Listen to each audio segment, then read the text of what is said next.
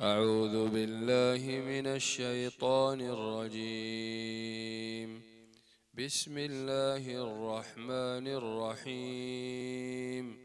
يا أيها المدثر قم فأنذر وربك فكبر وثيابك فطهر والرجز فاهجر ولا تمنن تستكثر ولربك فاصبر.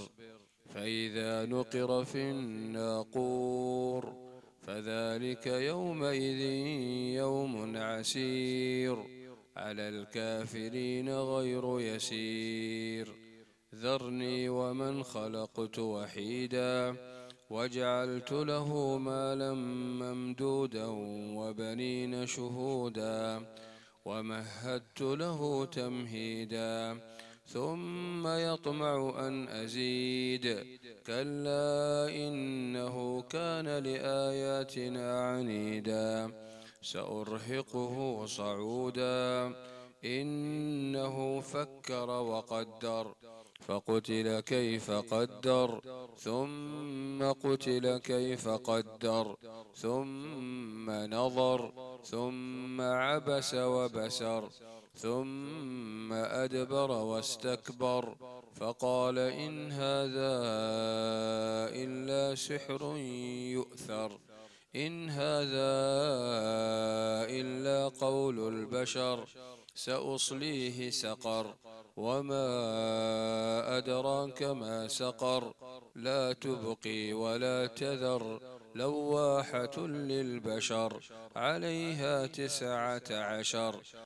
وما جعلنا أصحاب النار إلا ملائكة وما جعلنا عدتهم إلا فتنة للذين كفروا ليستيقن الذين أوتوا الكتاب ويزداد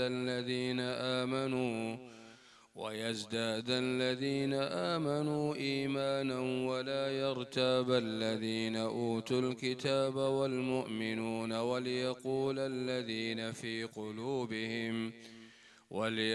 الذين في قلوبهم مرض والكافرون ماذا أراد الله بهذا مثلا.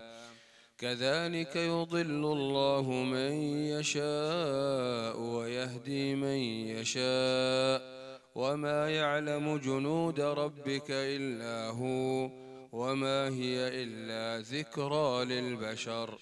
كلا والقمر والليل إذ أدبر والصبح إذا أسفر إنها لإحدى الكبر نذيرا للبشر لمن شاء منكم أن يتقدم أو يتأخر. كل نفس بما كسبت رهينة إلا أصحاب اليمين في جنات يتساءلون عن المجرمين ما سلككم في سقر قالوا لم نك من المصلين ولم نك نطعم المسكين وكنا نخوض مع الخائضين وكنا نكذب بيوم الدين حتى أتانا اليقين فما تنفعهم شفاعة الشافعين. فما لهم عن التذكرة معرضين كأنهم حمر مستنفرة فرت من قسورة بل يريد كل امرئ منهم أن يؤتى صحفا منشرة. كلا بل لا يخافون الآخرة.